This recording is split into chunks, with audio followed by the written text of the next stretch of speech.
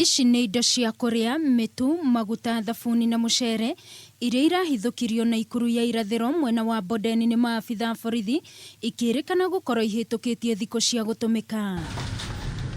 Kuringana na kamanda wa borithi mwena ucio Ilena Kabukuru, augite maratabanirie birigiceni-ini supermarket-ini imwe mwena wa Bondeni thutha wa muingi gukorwo giikia mateta. We received a report from a customer that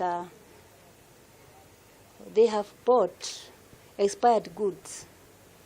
So action was taken immediately, and we proceeded at Delta means supermarket. Uhuthiri wa indo cia kuria ihitukitie thiku ni undu ungicungiriria kuhotoma kwa ugima wa mwiri kuri muingi. We found assorted foodstuff being sold which has already expired like 6 months ago.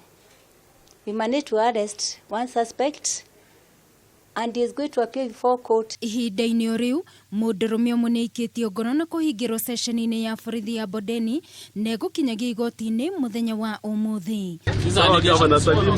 Ngiribotera Kameme TV mohoro gitau ni njitagwo Wangui wa Muiruri.